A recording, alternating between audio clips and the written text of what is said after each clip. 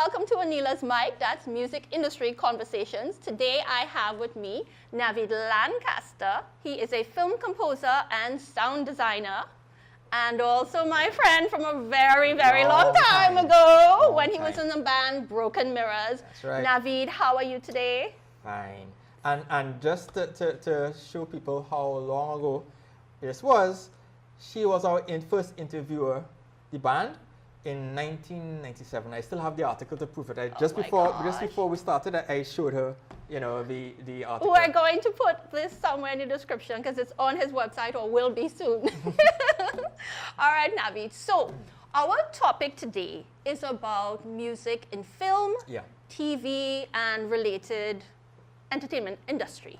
So you as a film composer and a sound designer, let's start talking about this stuff. What got you interested in film composing? Funny enough, it was by accident. I'd been in the various aspects of the music industry. As you know and explained, I was in a band called Broken Mirrors. We lasted for about 12 years. I was running recording studios for a few years. I worked in UTT in their Room 303 music technology department for about 4 years.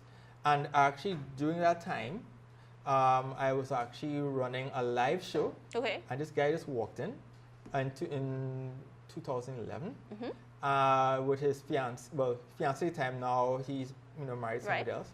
And set up his camera, and me and my Makoshi self just walked up and said, "Hi, my name is Navid." I had a little makeshift card, gave it to him, and went about doing the sound engineering for this live band. And a few months later, he called and says, "I'm doing a film. Do you want to do music for it?" Now, in my mind, I'm like, okay, this is logical, because I've been doing music for years, recording artists, producing albums, and doing live shows and so forth. Right. So I said, okay, just attach it to film. Turned out that was a learning curve in itself, a major learning curve. Yep. But that film turned out to be an multi-award winning film. The film is called Buck the Man Spirit. We won People's Choice Award at the Trinidad and Tobago Film Festival in 2012. And then a year later, I did the music for a film called Jab in the Dark, which also won that year. So I said, okay, this sounds like a plan, So from there, I continued and started my career. So I have the guy, his name is Stephen Taylor, to thank for accidentally starting my career in film. Now let's talk about this learning curve. Yeah. You're transitioning from a musician, from a producer, sound engineer, and this sort of thing, and working on an actual film. So what were the things you had to learn that were different than what you already knew? One, I had to learn that first and foremost, it's not a one-person show. Just because I'm composing a film, and what I teach people in my lectures and stuff like that you're not the star of the show. Right. The director is. Right? So you could write the best piece of work you think for a scene, and if the director says no, suck salt. You have to, you have to, comply. In nicer terms than that. Nicer terms. Or not. Or not. I've met actually up-and-coming composers who have that issue. They wrote something, and it's like, no, the director is the person who says yes or no. And because you are hired to complete the vision. Right. So let's go back just one step before that. Yeah. So you're gonna work on a project film. Yeah. You're gonna have a meeting. You're Yes, gonna have a meeting with the director and all these other components of the film. Yeah. You're gonna script out your how do you call it? You script up, right? Well, basically usually it's like this. And I say usually because depending on the relationship you have with the director. You can get the script beforehand, and I've been lucky to have that kind of relationship with certain directors, and they give me the script beforehand, and which as a composer I would prefer actually. But usually you are in post-production and you're one of the last people to come in. Oh gosh. Yeah. So the director would have had his or her blood, sweat, and tears in this film. Yeah. Cinematography, lighting, the dialogue, and everything like that. And this one aspect that they don't have complete control of, they're handing this film to you to say, okay, I want you to tell a story through sound. Right. We know the music and the sound is setting a mood. That's right. Mood. Right. That's right. And your job as a composer is to translate what they're saying in terms of mood, in terms of, sometimes they even ask you, you know, to make these sound more yellow. You know, what the hell that's What supposed is to mean? yellow? You I know? know Coldplay. So, you know, Right. so you have to translate that, because if you're speaking to a director and you're talking in musical terms, you know, I Right. did this ad 7 times. No, their eyes will just glaze over. Like mine. Yes. But they are explaining to you the feelings that they want, Yes. that the scene might want, that the characters might want, or even in most cases, not even saying exactly what the characters are doing. Sometimes it's something anti. So a woman could be telling a guy, I love you, and music is saying something different. Right. You know, right? Because you are in charge of, in a sense, of telling the subtext Yes. of the, you know, of the story. Yeah. And then to top all that off, you as a composer or a sound designer, which I think we'll be talking about as well, you are guiding the story along, putting pieces together what the film visually is not saying, Right. right? And or getting greater emphasis for a certain part of the feel of a certain scene. Yeah. So that is your job, to do that with music. Now, do you have any personal favorite movies, any movies, local or international, where there's a piece of music that just inspired you, or anything like that? Very simple. Okay. Anything from John Williams, I would take. Right. That's outside, right? Yes. Locally, personally for me, the best film composer is Andrew Tanker. Okay. And the film is called BIM. Oh, okay. Yeah? Yes, yes. For those of you who, look at this camera here. This one here. Which one? For those of you all who do not know that great film BIM from Andrew Tanker, I strongly urge you to watch it. Find it and watch it. It's a complete film. It was in the 1970s, and Andrew Tanker, he did other films as well. He actually did one called Turn If You Tide way back in the day. I remember that. Yeah, which was a television Yes. series, you know, and it Yes. was a film. He did that, but BIM for me is the film, local film. Right. So let's talk about the differences, the nuance between being a film composer and a sound designer. Yeah. Right. They're very close cousins. Yes. Yeah. What I tell people, first and foremost, just like everybody else on the chain, right, of making a film or an animation or video game, we are storytellers. Yeah. So that's the first thing. Secondly, sound design usually, but not always, uses things like sound effects. So, Right. for example, cars draw. If you watch a film, most of that sound is either recorded on site, but most of it is built in-house. So you're looking at different aspects of sound design. For example, Foley. They have somebody called a Foley artist. They watch the screen. They have like, for example, somebody's gonna get stabbed, unfortunately. Yes. Oh gosh. Right? You don't obviously record somebody getting stabbed. Right. The Foley artist will watch that scene on the screen, have a knife and a watermelon, records that sound. Right. Right? And the Foley artist is so good, they will actually sync their actions to what's going on the screen, and any adjustments can be made afterwards. Right. But that's usually the case. Explosions, sounds, like for example, Bill Burt, who is one of the world's best sound designers. You know, Star Wars, all the lightsaber sounds and stuff like that. Yeah. Yeah, that was created using a cathode ray in front of a tube, right? To make those lightsaber sounds, for example. Right. All those R2-D2 sounds, and yeah, all of that was done in post and created. Right. Jurassic Park was a mixture of lion sounds, or elephant sounds, and so forth, to make a Tyrannosaurus Rex. You know, because we don't know what a dinosaur sounds What like. a sound, yeah. So we have to create it. No idea. This is the imagination of the sound designers, and they, of course, under the direction of the director. Right. Yeah. So that's one.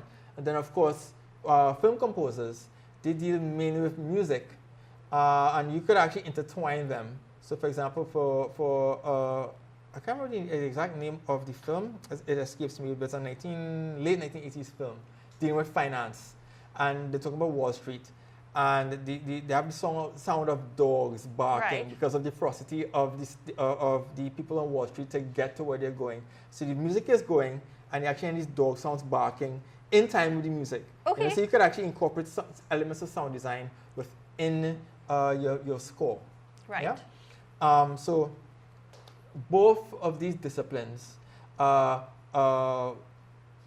storytellers, right? And by the way, usually they, like, for example, I can't exactly tell you the project I'm on right now, but I am composing music, right? And in cahoots with the sound designer who's on it. So we are actually right now making sure everything lines up, so we won't be fighting in terms of airspace. Yeah. And of course, we could get all technical, talking about like different frequencies and EQs, so you know, different things won't clash with each other. We won't get into that really. No. Yeah. But So basically, is that customary where the film composer and the sound designer will work together? Yeah. Okay. Because at the end of the day, you have to create a product that works, that tells a story. So simultaneously you're working on the project, Sometimes not you work on the one project. and then the other. Yeah. Right. Even though for mini projects, like if I'm on a project and I'm doing both, right, I'll do sound design first and then music. So like a project which is literally almost finished now. I'm actually finishing the score of this one. Yeah. Yeah, I did the sound design first, and the director approved like 99.9%. Just have something to tweak a little bit, and then I completed the theme, and I'm working on the rest of the score. So so things can fit, things make sense in the final product.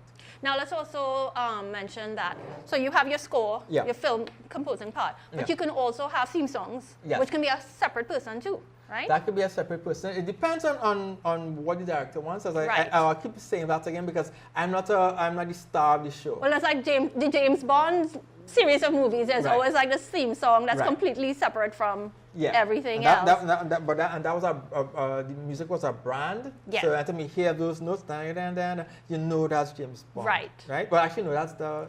Well, that goes. Sorry, that's the other one. That's yeah. Yeah. That's James Bond. Right. Yeah. That's for one of the films.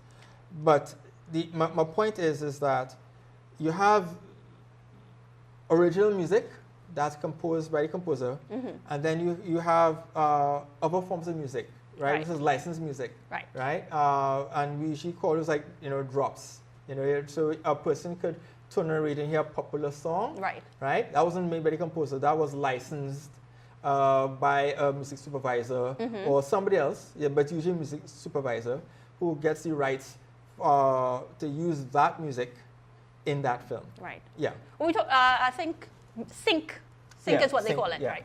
So, okay, all right. So I want to know what other music-related careers there are in film, TV, video games, etc. Right, okay, well, music sync, we had music supervisor, sound editor, that's the person who takes all the sounds, goes in the computer, custom up, lines them up, make it sure it's frame accurate, on the screen, film composer, sound designer, Foley artist. Then of course, you have musicians, obviously. Right? We hope. It's not all AI. It's not all AI. Right? And actually, musicians aren't going away anytime soon. In terms. Hooray! I'm glad to hear this. You know, we need people. We need actual people. We are people. We need actual speakers pushing air. For the sounds. You can actually hear the difference. Of course, in terms of music still, lawyers, very important. Well, you wouldn't think so, but yes. Yes, very, very important. Yes. And then you have things like the archivists, people who are music rights holders, and all these other various aspects. But in terms of my field, right, it's film composers, musicians, sound designers, Foley artists, and editors. Right. Yeah, that's usually the people I hang out with, my people. Now, how does this work in like video games, in that industry, in terms of music? In terms of music, video games, it's usually called interactive music. So for example, I'll start with the film first. Usually a film will take you from point A to point B. And by the time you reach the point B, the film is done. Right? Interactive music is different. Interactive music, character could be walking from this place and going to a boss. The music will change, right? But if you walk away from the boss battle, the music changes back to where you were before. Plus, also with, I don't want to sound too technical to leave people out on, out on lurch here, but you usually send a person's stems, right? So a person could be walking as they get closer to the boss, another layer of music comes that is in time with that. Then the character goes closer, music gets more intense, and if you walk away, the music decides to disappear. But it's always in time. Plus also, you're dealing with something usually called middleware. Middleware is usually programs like Fmod or Wise, and you use those programs to integrate your music into those middleware, and they'll spill out a code which people who program the characters for Xbox. So what are the labels of people creating those sounds and things like that? Oh, it's usually the same people, sound designers and so forth. But usually the how it's implemented. It's what's the difference between, for example, like a film to a video game, for example. Film and animation is usually the same house. Video games is a little different because you have to usually use things like middleware, which is a computer language that bridges the graphics, because the graphics on stuff will be interactive, and the sound. So when you put them together, it starts making the game makes more sense. Make things flow, those kind of things. Okay. So let me ask you, like, what is the industry like right here in Trinidad, in terms of jobs for people in film, in TV, and in video games? Funny enough, video games, not much. Film is small. Usually my way how I approach getting work is relationships. And I guess we'll talk about it because that's a big thing. Now, there are a lot of people who are making films.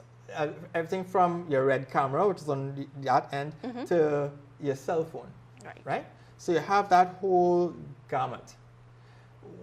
Anybody, in a sense, can make a film.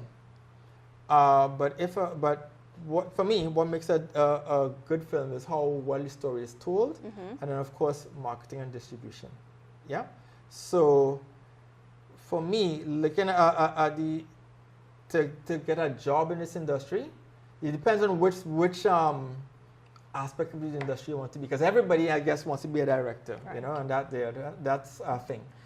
But in terms of my line of work, it only has a few film composers, that work constantly. The local directors, then, do they usually source local film composers for their projects, or do they also go out in the Caribbean or wider? From my experience, it's all over. Even for myself, I've done foreign films as well. So to me, it's just a more case of putting yourself out there, and putting yourself out there a lot, because internet is very noisy. So is there like an annual sort of meet and greet, some kind of coming together where people exchange information, anything like that, or outside that you attend or that is there? Most of the stuff I attend is online, Here, we have various film festivals where I go and, you could say, quote-unquote, market my wares. But I've been fortunate also to host workshops.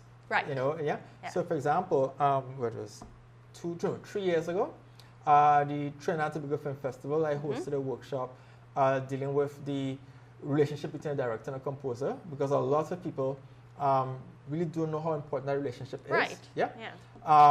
And then I did one similar in the Africa Film Festival a couple years ago. And even with that one, for the past almost 10 years, I did about 8 of their theme music. So it's always back to building relationships. And showing people online aggressively especially since I'm not in LA or Toronto and these Right. hotbeds of film production. For me, it's even more important to get yourself out there online and to market yourself aggressively. Right. You know, which is a piece of advice I would give to anybody who is not in those hotbeds of film industry. So I noticed on your website, Very much. Stage 32, you're an ambassador. Yes, I'm so an explain ambassador. to us what Stage 32 is and what your role is as Yes. ambassador.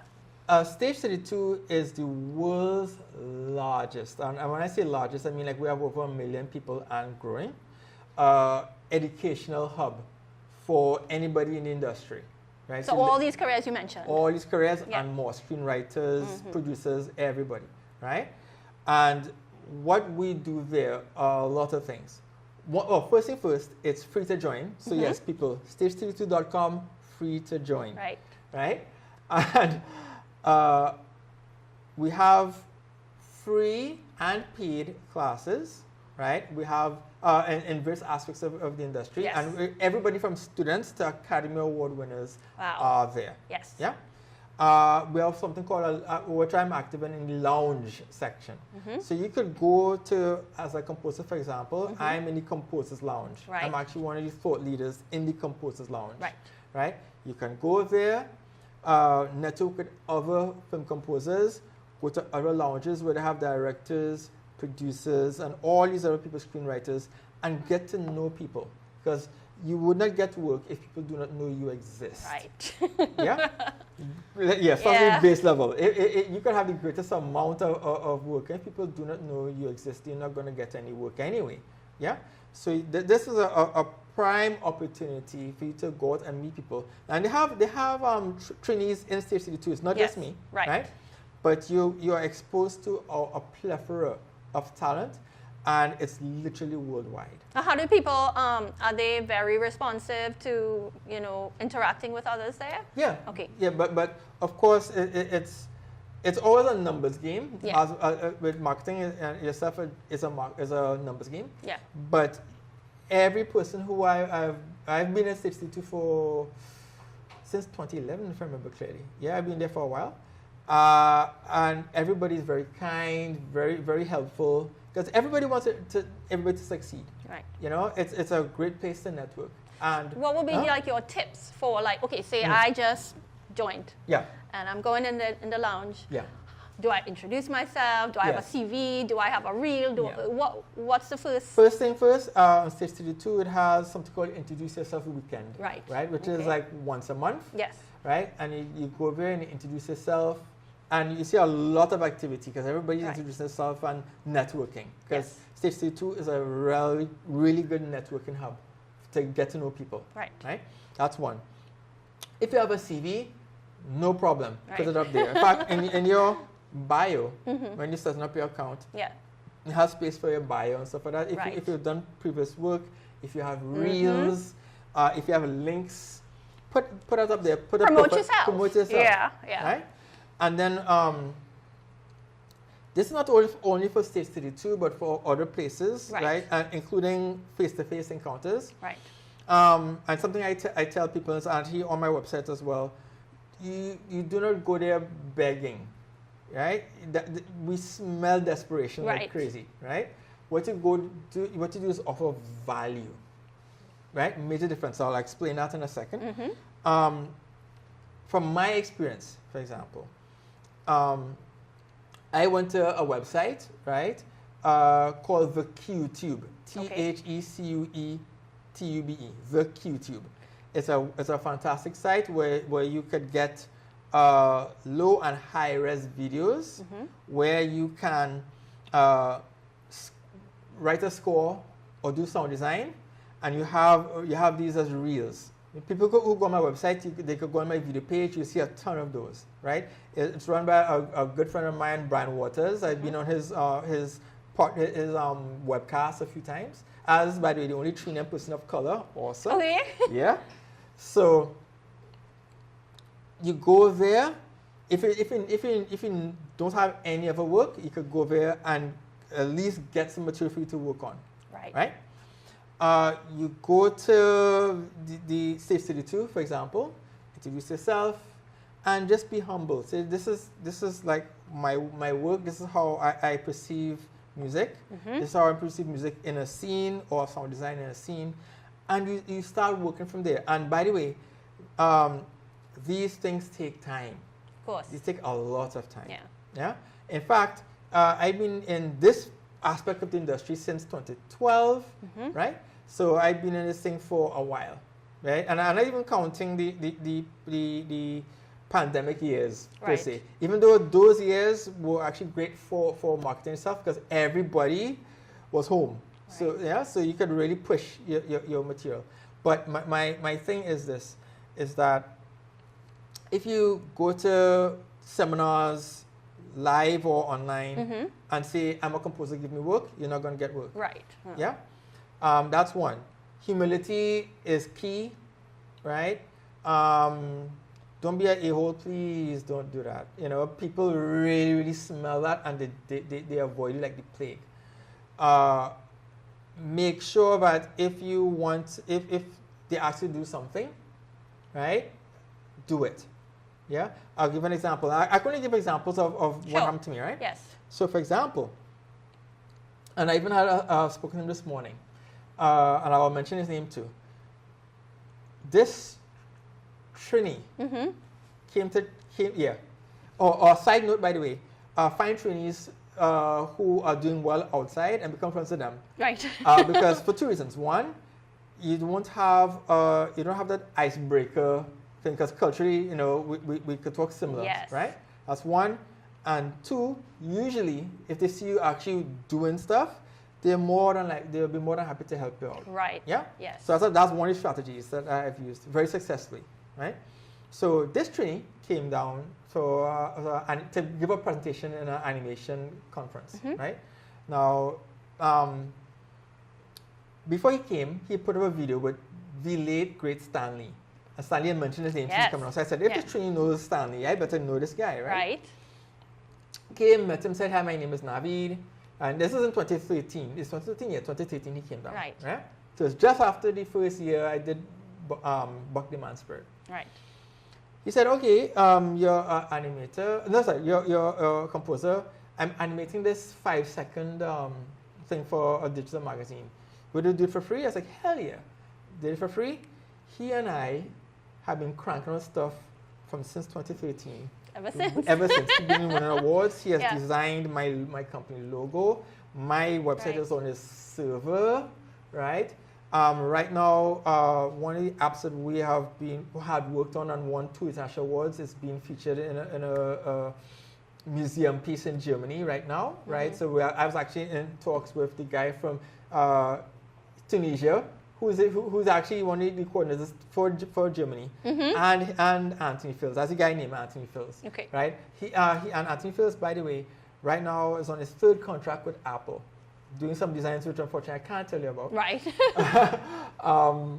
But he and I are good. It's a caliber of work. It's a caliber of work. Yeah. Right. So and we just keep adding value and value and value, and that's the thing. People have to realize that not all free work is free work, right? Another strategy that I'll get into, even if you get free work, make sure you do certain things. Like, for example, if it's a film, make sure your name is in the credit. Right. You only get what you negotiate. Yeah? Oh, yes, contracts. Contracts. Right? You only get what you negotiate. So, for example, even if some of the free work I have done, I make sure my name is on the poster.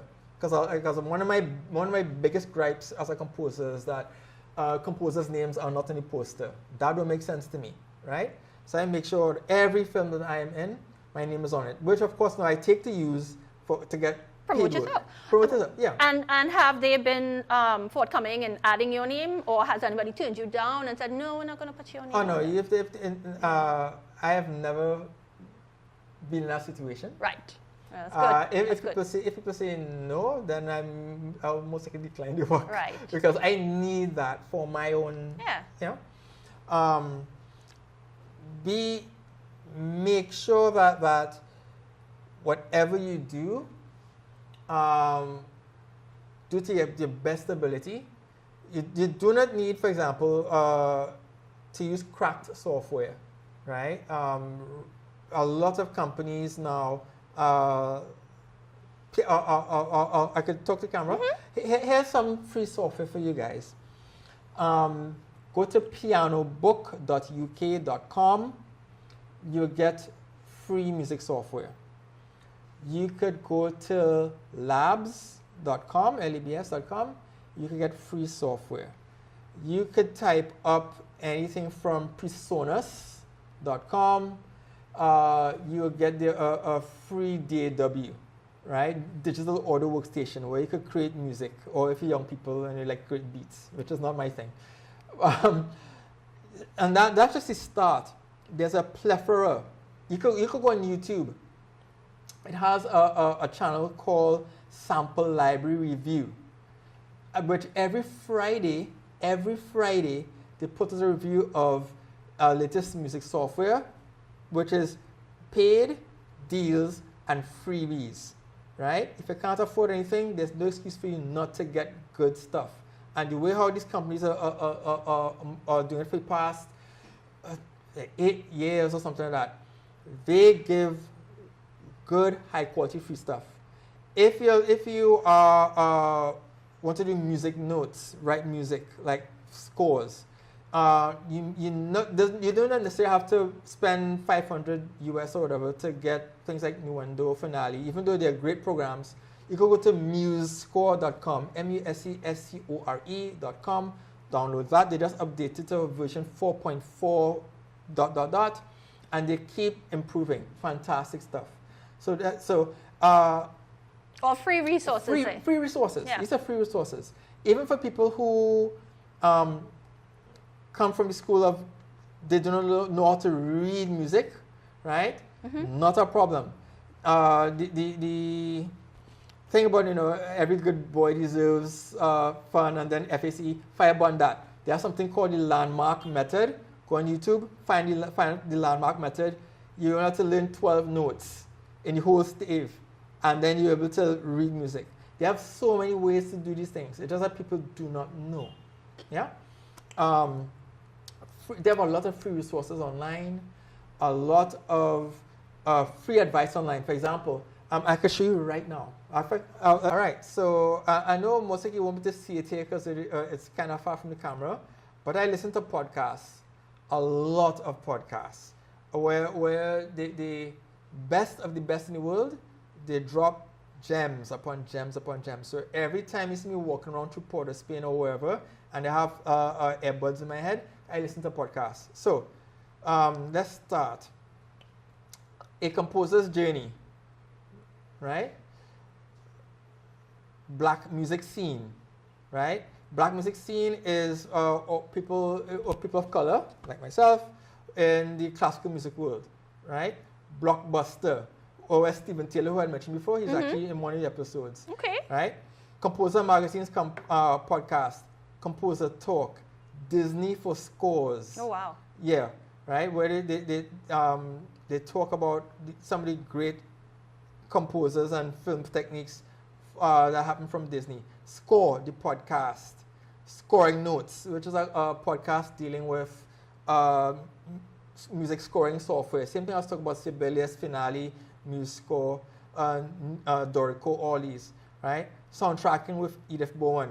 Sound Business with Akash, right? Sound Business basically is a podcast dealing with how to get you in the music industry and tips and tricks, especially in terms of pricing, right? Soundworks Collection, the Q2, which I had mentioned before, right. the gold standard, GOULD, the legacy of John Williams. Of course, I have to listen to that. So we can get a list of a lot of these, I can listen to it, and we'll insert it on the screen. Yeah. So I wanted to also ask you about the importance of being on the National Registry of Artists and Cultural Workers and how that helps. Yeah. Yes. One, it adds some prestige to my work. I'm actually right now reorganizing some of my new stuff, my new stuff to reapply, because it's every 5 years, and I realized my 5-year term was up, so I have to send some more stuff. Right. And this will be my third time on it. I'm proud to say in that aspect, I was the first person to have sound design. Okay. Yeah, on it because when I sent them my stuff for sound design, they didn't know what sound design was. Oh gosh. So I had to, it's fine, it's fine. So I had to show them what sound design was, Yes. and I had a couple of people in the music industry said, yes, this is what sound design is. So and It's real. It's not a made-up thing. It's not a made up thing. And then of course when I got the certificate, I asked them, am I the first? They said yes. So I put, of course, Wow. being a marketer that I am, I blazed that on my social media. Course, that I am of the first. course. So what are the benefits of being on that registry? It's simple. Right. One is that it gives you a certain amount of prestige and recognition by the state. Right. Yeah. Like you're an ambassador for the country. That's right. In terms of taxation, right? People who hire you could use that as a way to reduce their taxes.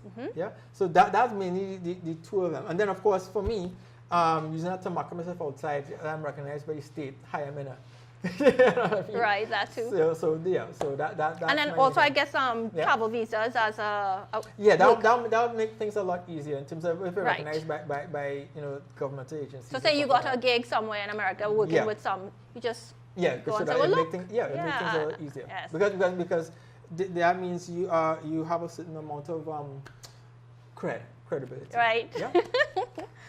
What is the creative passport that's also listed on yes. your website? Creative passport. Shout out your website. Yeah, okay, my website is lancasterlimited.com, LANCASTLTD.com. When you go there, you're going to see a lot of stuff, a lot of past work, a lot of blogs giving advice, some blogs with behind the scenes of how I create certain things, and of course, my resume and other links to my social media, of course. Right. So Creative Passport, it's still in its final stages of implementation. But basically what they're doing is that instead of having your info on all these various websites and LinkedIn and so on and so forth, to bring everything into one coherent place. Okay. So that means that would be inclusive of if you have a agency or management, if you have a collective agency. So for example, I am a member of COT and also BMI, for example. So when you're sending your information to any entity, you just say, hey, click that link instead of sending a lot of links. It's recognized by UT. I don't know if you're familiar with what UT is. Nope. UT is, it's recognized in Europe for using biometrics. It has your age, your various IDs, different national IDs, and so forth. And it's mainly used in Europe. Yeah, it's not quite implemented in the Caribbean yet. And that's specifically for film workers or No, well, or what? Basically, it's for creatives in the music industry. Okay, Yeah. right. Yeah, so I like to get myself affiliated with a lot of. Yes. Well, I did a research. Yeah. So, a lot of these local and international. Absolutely. Yeah, because it makes your life easier in moving in certain Well, you're not circles. going to just be a film composer here. You want to have That's work right. done with other agencies That's right. and creative houses out there. You Yeah. want to work with the big stars and that sort of thing, right? So what's been one of your favorite projects in the past? So let's not talk about the ones that you can't talk about. So Yeah. But Buck, of course, which started yes. it all. Immune. Okay. Right? Which, I mean, Immune was a roller coaster ride.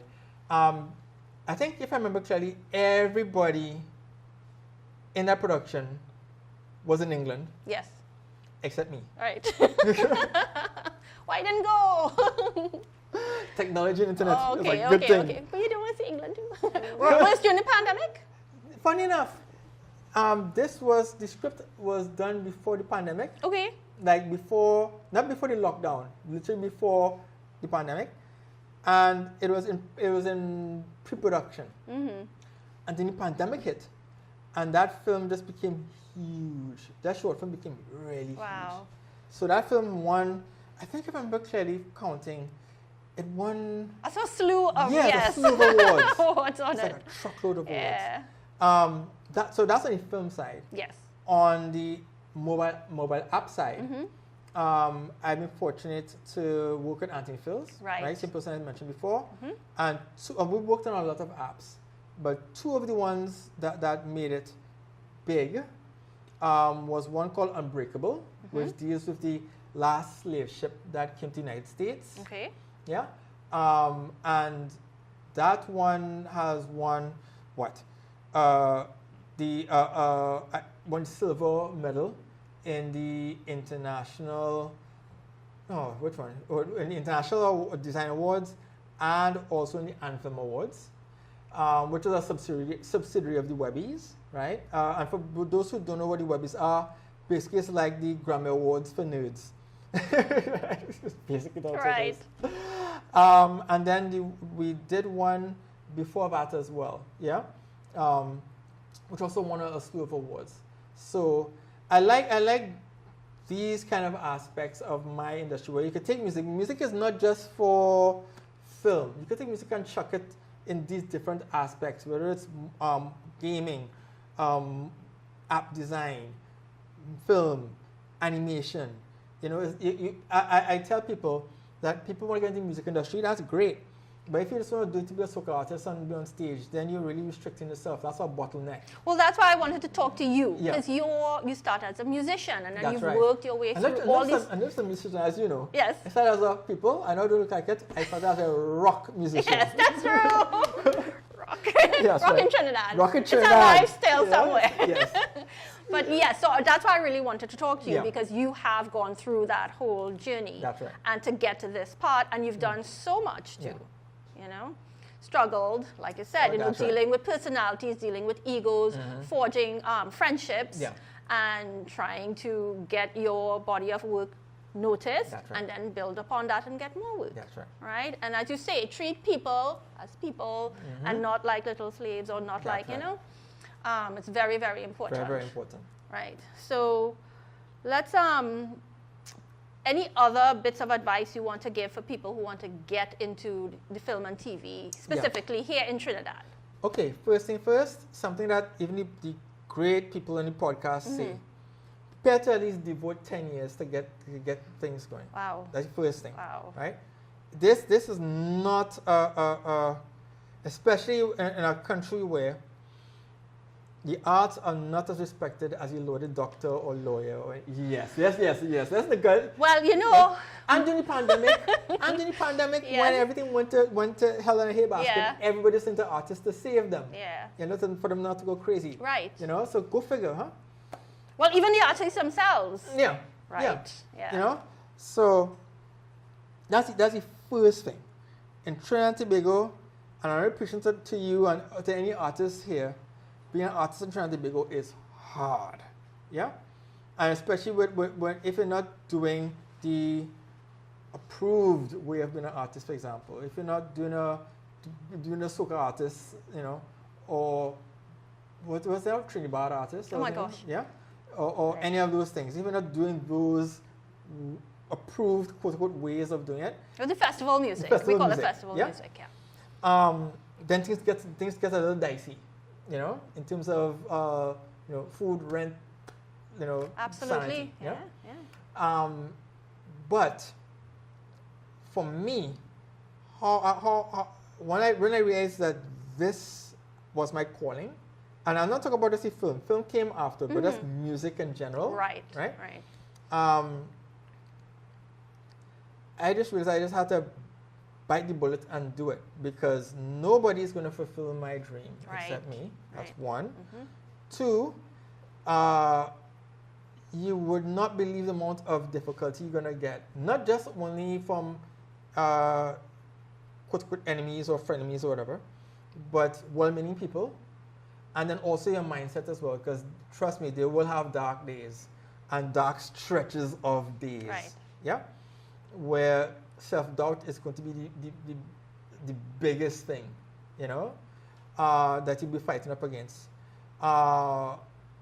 So for me, for example, how I deal with that is, and it's in this order: prayer, meditation, right, working out, and swimming.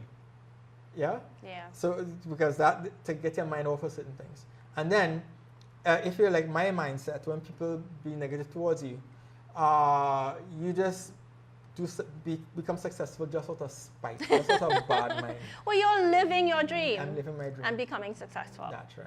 Right. That's right. And the funny thing is the higher up I go, it's not to say that it gets easier, but you realize certain patterns, and you know, okay, if people do this or people treat people a certain way, avoid those people. If people want to help you, but they want to, but they have a certain mindset, no. You start to gravitate towards people who they're not only just like you as a person, right, but they want to help you, And I have met a lot of people in my journey so far that I'm fortunate to call my friends. Not just here locally, but like people from, there are a friend of mine, I can mention his name, Roger Ryan. He and I tight. He's a trainee again. Then he comes on here, I have to buy my roti. Of course. I have to buy my roti, Yeah. Right now he's in Berkeley, Dubai. Yeah? Teaching music. Yeah? So, and he and I are real good friends. We talk a lot. Anthony Phils, who I mentioned before, he and I, we talk like twice, 3 times a week. And by the way, he and I haven't been in the same physical space since 2013. Wow. Yeah. Wow. That's how these things happen. We build relationships. And there are some people who unfortunately I can't mention. Like Disney and a few other people. I can't mention their names. But we are always in contact. So it's a case where, as I mentioned before, you don't go begging for work. Right. You create value. That's all it is. Create value, and it says you're creating value, and then you have time, right? And that's the main thing. So if you're not willing to be the last man standing, yeah, then there's a problem. Then this industry, especially in the Caribbean and especially in this particular country, is not for you. Well, there you go. So it's all good. Let's see what else can we talk about here. We are going to talk about you. Oh boy. Oh no. Back in Broken Mirrors, back in the day. Back in the day. Just a fledgling musician, Yes. bedroom musician, writing your little things and, Broken Mirrors. What do you remember from back in the day? Oh God. All right, so Broken Mirrors basically started like this. When I discovered that music was my thing, and I used to sleep with the guitar on my bed. Oh. Yeah, I know. Did your guitar have a name? You don't have to say. Shut it. I just said OB. I ain't gonna say anything else. Okay. I called her right. OB, but I ain't gonna mention what the OB means. Can't be Sheldon. No problem. Well, I just know that musicians name their instruments, so just like people name their cars. and by the way, she's retired, but I still have her. Good. Yeah. Yes. Yeah, I'm not gonna sell that. That's part of me. Yes. But before that, I had a nylon string guitar, and that's the one I was. That sounds weird. That's the one I used to sleep with all the time. Navid, you said this. Yeah, I know. I said it. So I used to be playing guitar and practicing for about 18 hours a day. Something. I was really possessed. Okay. I was really possessed with guitar. And Music jumpy. And that's the next film. And then I started giving guitar lessons. Okay. And one of the first people I gave lessons to was Sheldon. Right. Yeah.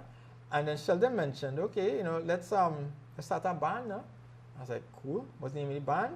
And the other time I used to dismantle stuff. I know the cameraman would really hate this because I used to dismantle cameras. I used to have cameras and all kind of stuff by me. I used to dismantle stuff just to see how it looks like on the inside. Yeah, so I basically was dismantling a camera, and the mirror in it broke in half. Like, perfectly in half. Right. And my brother, he said, hey, that sounds like the name of our band. So I was like, okay, cool. So Broken Mirrors, and of course, it's Broken Mirrors with a Z. That's right, with a Z. And we started off, actually our very first song was myself, Adrian, right? I know you put the picture after, but right? Myself, Adrian, Chris, and Sheldon, right? And then Dave, of course, Davin Madhu, who couldn't play a note for his life, but he's a business head, so he wanted to be our manager. So okay. cool. And so we used to practice like early Beatles stuff, and then just to get ourselves acclimatized. And then of course we started going into like Black Sabbath and stuff. Naturally. Naturally. Yeah, from Beatles to Black Sabbath, naturally. Yeah. Then of course we played a few gigs in Chaguanas, of course the Mecca of metal in Trinidad and Tobago. Right? So yes, Bees, if you're watching Bees this. Bar 2, yes. Thank you for giving us a chance playing in the gigs and stuff like that. And then throughout the years, of course, lineups changed, people migrated, Adrian left, went to the States. But, and then we put out our first album, right, called The Eighth Year. Because, of course, if you broke a mirror, it's 7 years bad luck. Bad luck, right? Yeah. Yes. And by the way, another first, that was the first rock album to be registered in NALIS, the National Library. And we have papers to prove it, right? I actually had put it up online. And here's the funny thing, that album has a parental advisory on it, so it's hilarious. Oh, no. Yeah, we was cussing in the album. In Trinidad and Tobago. Oh my gosh. So we actually have that, Okay. as historical. So, yeah, that was a thing. So our last lineup was with Marvin Hayward, who's a fantastic keyboardist. Actually, he auditioned for Broken Mirrors by playing the theme song for the X-Files. So when I heard that, I was like, I want that guy in the band now. You just play that theme all over the world. So that was really cool. Yeah. But as I said, we lasted for a while. It was a good run. We didn't break up. We disbanded. For us, it's a major difference. Well, people that's right. have careers, families, this sort of like thing, that, migration, like you said. Migration, Yeah. So we decided, okay, after 12 years, it was a good run. Yeah. And of course, we have a WhatsApp group where all of us keep in touch. Right. Right. And it's good. And then it's funny because during that time, I was transitioning from band to, I was working as an assistant secretary at the National Buy Center in Woodbrook. And to show how old long ago that was, I was typing in DOS. For people who don't know what DOS is, you're young. On a monochrome screen using WordStar, which was before WordPress. WordStar! Yeah, remember that? Yeah. And we had a TV in the office, and I saw on TV6 Kenny Phillips talking about music production. And when he left, I called the station, and they said, Kenny Phillips just left, here's his number, call him. He told me, if you want to learn about music industry, leave your job. So I quit my job, went down to Kenny Phillips for 3 months. That was just before Carnival. And of course, I didn't know anything about using a Mac computer. Right. Put me in front of 2 clients with the clock ticking, and they were paying clients. Okay. And just before Carnival, so I get both from customer Iowa George, get both from customer Ricky Jai. Yeah. Well, you got that by the top people. That's right. So you learn from the top people. I got into the music production side, old school way. Yeah. Where it's very militaristic. You can't sit on the engineer's chair, right? You have to earn that spot, that kind of thing. So I was the tea boy. I was the one making tea, coffee. On the job training, pretty much. On the job training, yeah. Cleaning the tape heads, because in those days, of course, we used tape. Yes. Yes. And then I did it for like 3 months. Didn't make the cut, so I had to leave. Ended up working in a recording studio called Proden in St. James, which is a completely different environment, making commercials, right, for these yuppie ads and that kind of stuff, and really nice stuff. And then from there, left. I was there for a few months, then worked in Spectacular Promotions for about 6 years, running the studios A and B. And there's where things started coming into place, because I worked a lot faster because I was more used to this stuff.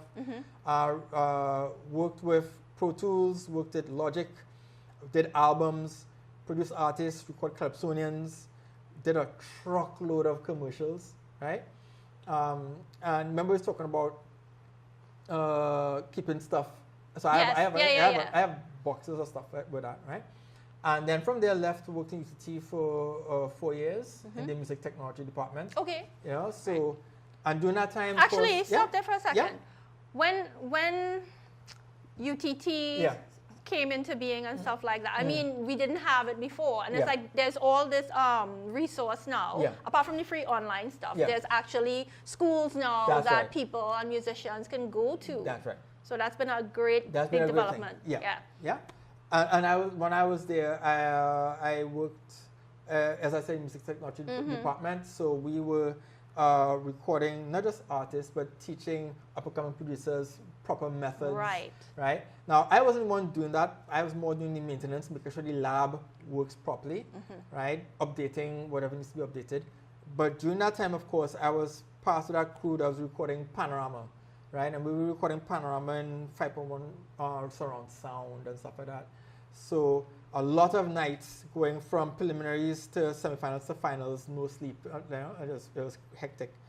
But during that time, I did my BTech in media and communications, and then did my degree, my first degree in media and communication from the University of Greenwich, and then I did my master's from the University of Leicester in media, new media society. Yeah. Nerd, sorry. Awesome. Yeah. And then during that time, Well, of these course, are tools equipping these are tools. yourself to become better at your craft. That's right. Right. And during that time, of course, that's when I met Stephen Taylor, and that part diverged. You know? So I left there, formed my own company, and so on and so forth. How difficult is it to form your own company here in Trinidad? No, that's not difficult. Maintaining it, especially in the arts, is the hard part. Right. Forming a company is not easy. Right. Yeah, you know, especially now with Cross, that the new thing that they brought up now with the company's registry. Right. You could do everything online. Yeah.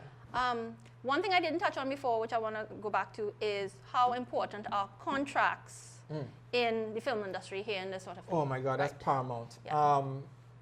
On my neck of the woods, like I had a discussion with a person today, right? And we're going to do a sound design for his film, feature-length film. Right. Right? And I said, cool. Even though we had initially discussed it, before I do anything else, you know, well, his physical file or digital files, I need an NDA, you know. So this week he's sending me the NDA. Right. Yeah? In fact, for me, I don't do anything without an NDA. Right. Whether I come at the very end of the post-production, right, or if I get the script beforehand and I read everything, I don't do anything without NDA first. And then I also have another contract usually saying that, you know, certain things that I want. So, for example, besides, you know, payment, obviously, and terms of how I'm being paid, my name has to be on the poster, for example. And usually any other promotional stuff, my name has to be there. Right. Because and it works for me as well, because while they're promoting the stuff, I put in the stuff on blast to promoting myself and the film. Yeah? Right. And I know you're more into Facebook and stuff like that, but I'm almost on every media except TikTok. Yeah, no, you use every social media every platform that you have at hand. That's right. And this is inclusive of like things like Blue Sky and all these other things. I use them all the time. I blast myself out a lot there. So those are the kind of things that I put in contracts. On your side, do you utilize a lawyer yourself, or is that on the other side, the people who Usually make the contracts? usually that's on the other side. But I have some standardized contracts which I use, right? Are there templates available somewhere? There are templates available. A good source of templates, for example, it has this, I could call him, it's a private group on Facebook called Perspectives, right? It's a film composer group. And yes, the reason I say it's private because it has Hans Zimmer in the group and other high-end people. Woo! Right, and that brings back to the same thing. They have rules, you know. Don't bother these people, right? So like I will write something. Number 1, number 2, number 3. Do not bother the people. Don't say give me work. That's right. They have very strict rules in these groups. Yes. Yeah. We'll put the link somewhere in the description box. Yeah. And in that group has templates where you could use, you know. Also, Stage 32 has things like that. It has other places. So you could you have these standard templates that you could now tweak to get things. And of course, contracts and as you know, all these things are negotiable. But what I like about, especially where I'm at this point, is that people understand where I come from one time, right? As soon as we start talking, even sometimes with discussions, right? Things aren't in my hand. I say, okay, I don't want to hear anymore. Give me an NDA first. Right. You know, because I don't play with people intellectual property. You know, this doesn't even happen in the music industry here. I know. Everybody's just like, and I don't know what's going on with the contracts either. So, yeah, it's very important to have, well, we know film is big money too. Yeah. You know, entertainment industry, and it's not just here. Yeah. That's why it's called music business. Yes. That's why it's not music art. It's called film business. Yes. Yeah, it is a reason why it's called that. You know? Now, what would you like to see done to help creatives in the film industry here? What can be done either through government or private entities? Okay, so no names. Correct. Actually, what would you like to see if you could just wave the magic wand? Wave the magic wand. For the general public first, I would like to see films taken more seriously. And I come from an era where I'm not talking out of the ether. Yeah. It actually had that back in the day. And I'll give you examples. As I mentioned, Trinity Tide, which was before. We like to see ourselves in the late 1970s to 80s, right? Even in the 90s, I think, with Westwood Park, I think, had that. We like to see ourselves. So you have Trinity Tide, you have No Boundaries, you have, and these are television series which became films. In fact, No Boundaries actually just recently became a film again. So are you trying to build up to say there should be more local content? There should be more local because content. in music, we're trying to still get 50% airplay. Yeah, but for some strange reason, it's much easier to do it in film. Yeah. Because we like to see ourselves. Right. We're more as far as I can tell, we're more visual people. So is there like anything like that where it's like we should have 50% local content on? Not yet. Not yet? Yeah. Even in the days when we had that, meaning when TTT was the only game in town. Yeah. Right? And we still were under the British influence because, you know, we had a lot of British TV back then too. Even though as far as I could tell that, because I was like 8 or 9. Right. As far as I could tell, I didn't have any contracts saying they have this certain percentage of local content. At least we had a general feeling of we like to see us. There were game shows too. There were game shows, play a card, right? Yes, oh my God, that was fun. And young people watch us like, I loved it. People watch us like, we are old. I remember there was like a music show too where the school children would go on there and that's local content. Yeah. Well, anyway, so let's go back to on TV and what you would like to see happen to encourage all right, well, the growth of the film industry here and the music related part of it. I know Filmco, I think Filmco is still operational. They were really pushing for things like tax, you know, for importation, tax breaks for importation of exemptions and whatever. Yeah, of equipment. But I think that's in place, isn't it? Some of it? Not really. You know, Okay, things like that. For local, I'm talking about not just TTT, you know, TV6 and all these other stations, to encourage local content. And I'm not talking about local content meaning it has to be a bacchanal kind of thing, which I really, of course not. really, that's so not just us. We are so, as Rubiderry, our quote is in Rubiderry said years ago, and I totally believe it. We have the most talent per square foot on the planet, trainees. Yeah, and I firmly believe that. So if you're doing a television show, it's not just a bacchanal thing, right? We have so many more facets than just bacchanal. Of course. Yeah. So I would love for the local television stations to portray that. And if I remember clearly, we usually have it back to front. We have to pay television stations to air our content. No, it's supposed to be the other way around. Yeah. Right? Which means, of course, advertisers has to come in, which means proper product placement of products in shows have to come in proper. Not just say, if you have for example, a corned beef thing there. Oh, look, that corned beef. No, just put the product there with the name of it. People will get the hint. Yeah. You know? So the monies can come in. more, and then the general thing is more respect for who we are as a people. And I can say that because we used to have that in terms of local airtime, right? I come from that era. I've seen that.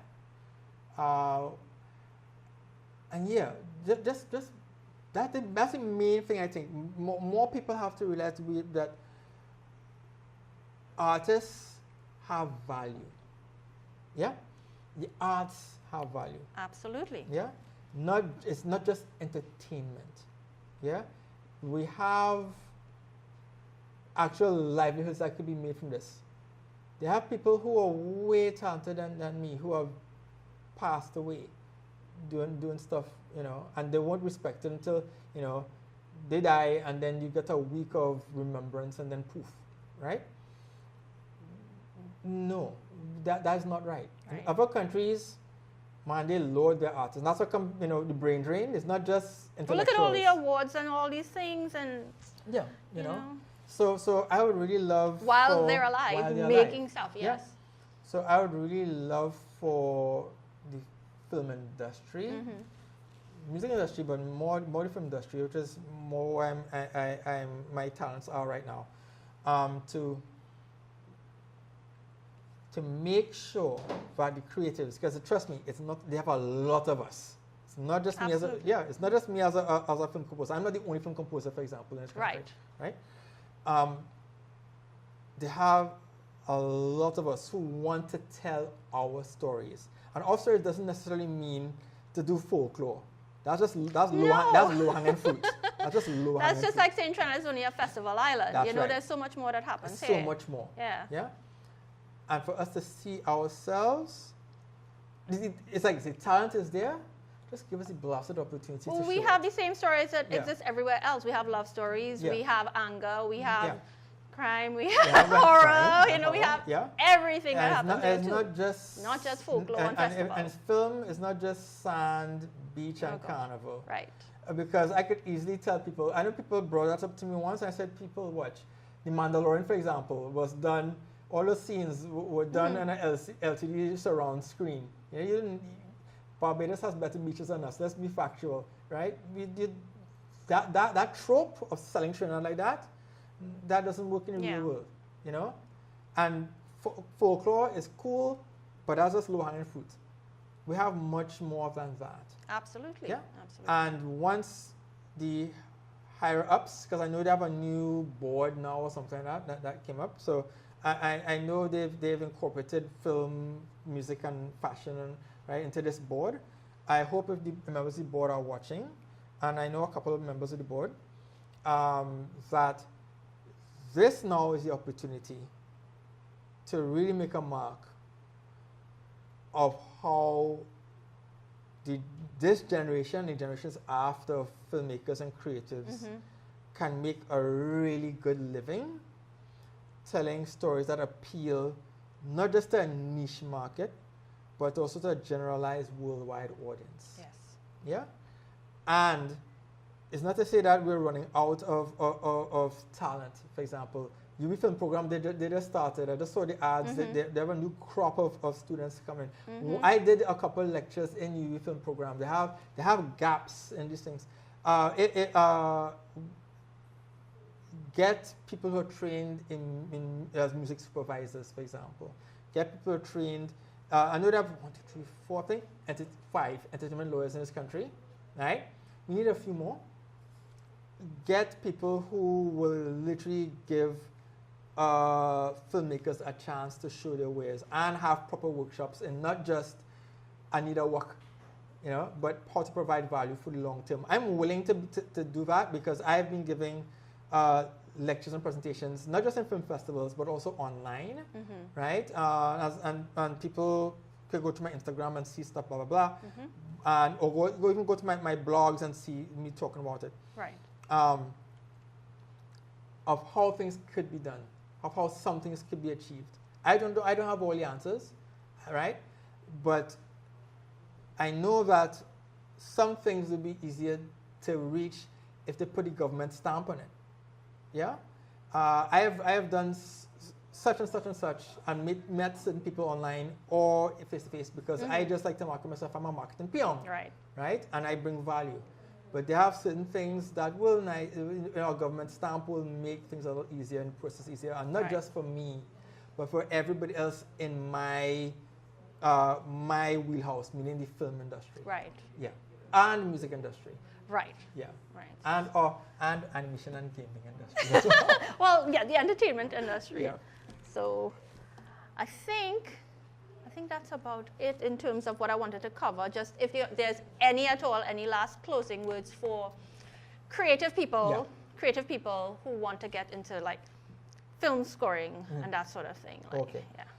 If you want to go into film scoring, listen. What? Just talk to the camera, I guess. Yeah. Great. Yeah.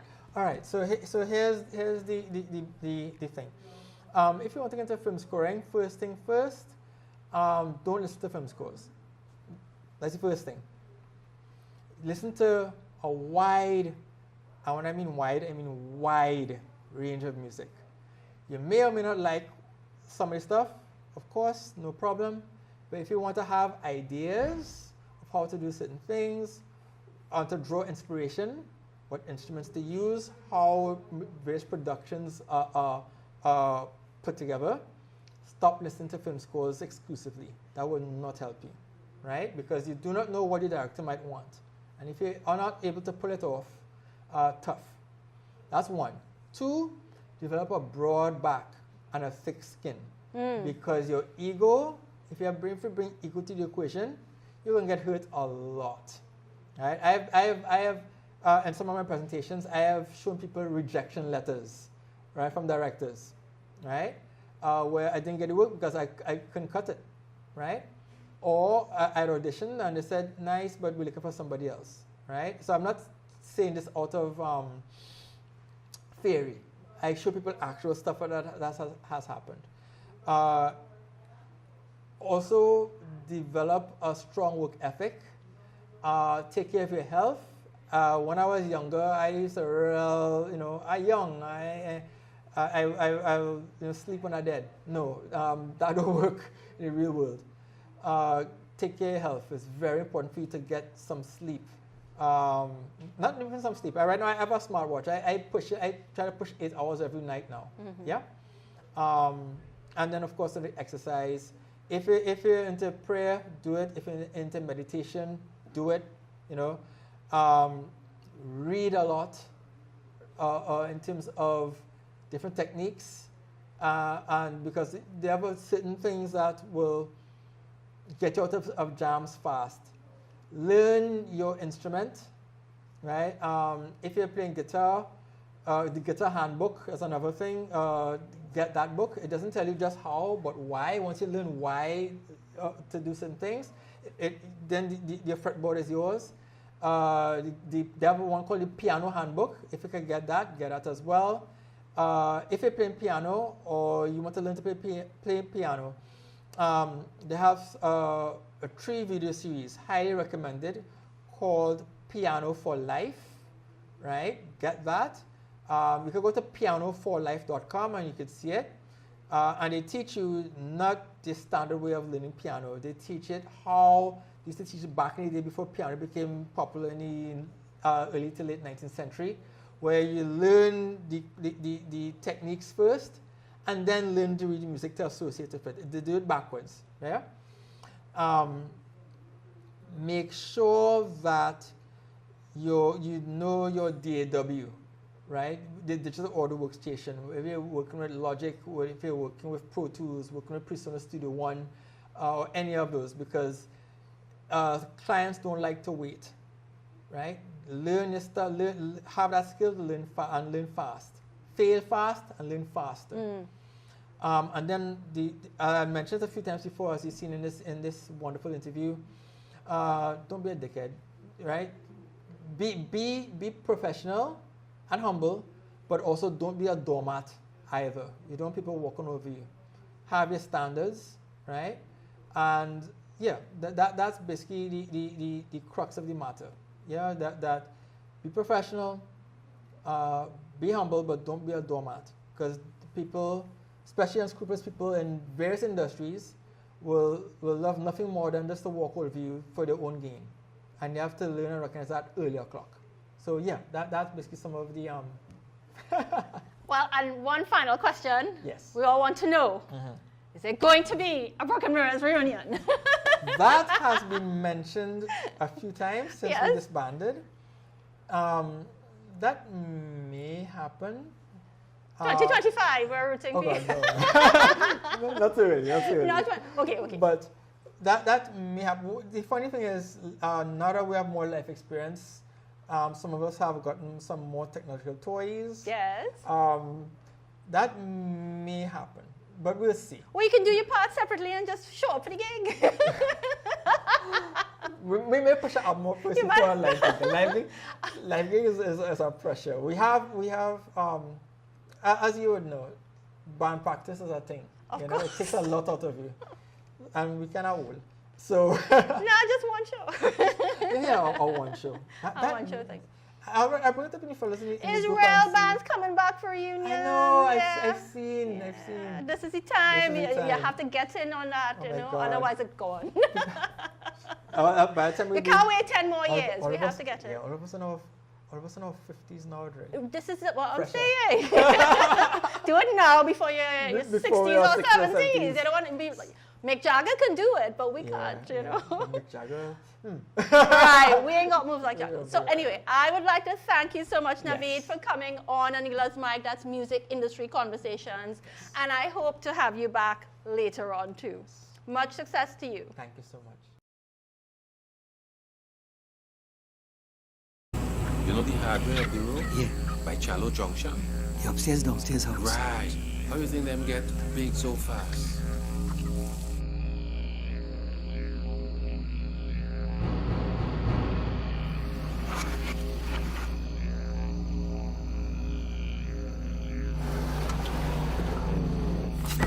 You had to feed it on timing. You want it or not?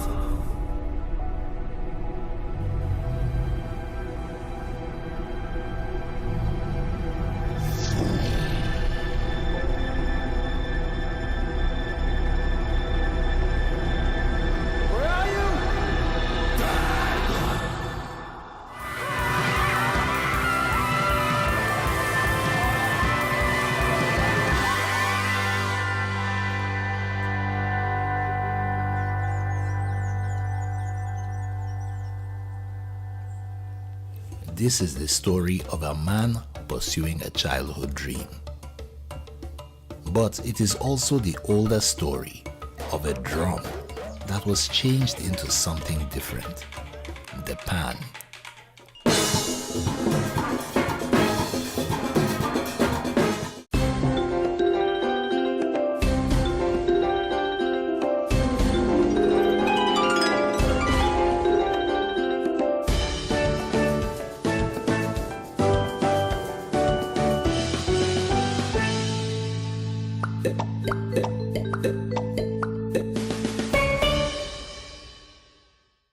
Lionfish numbers have been increasing at a rapid rate, as each female is capable of producing over 2 million eggs a year.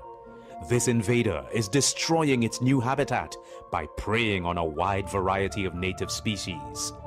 This includes young snapper, grouper, and crab, and fish that keep our reefs clean and healthy, like parrotfish and damselfish.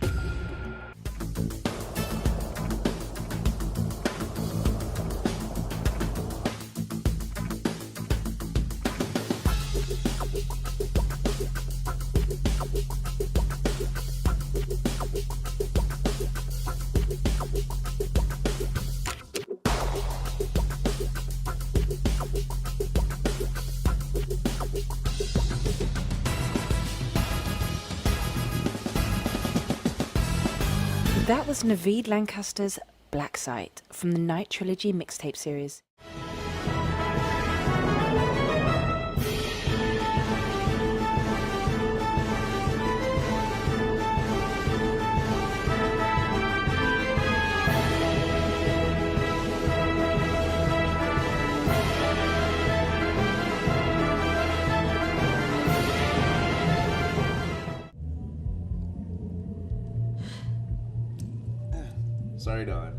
don't have a penny.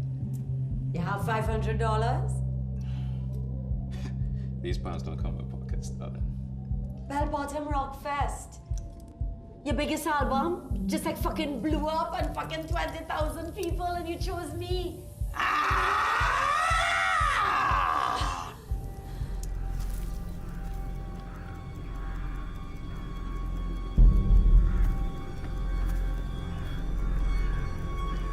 How far along are you? 18 years. It's brave of you.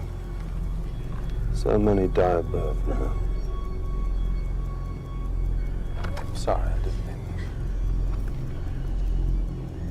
that. I'm sure they'll find a cure in time.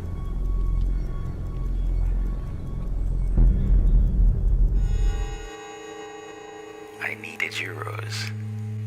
I don't want to go back to quarantine. I just needed a place to hide. But don't worry. I found a place so close. I can hear you breathe. Call me.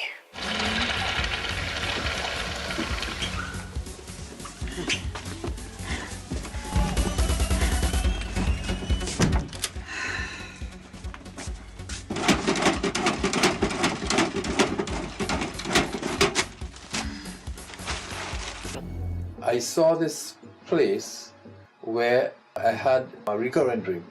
I told the people, let's go up by this place I saw. I remember Maya there, guitars there. They formed a circle and then the ladies started dancing in the water and all because it's very shallow and all that. So they enjoyed it, the puja, they enjoyed going out in Lancashire. So next year now, we just followed and do it again and it became a project.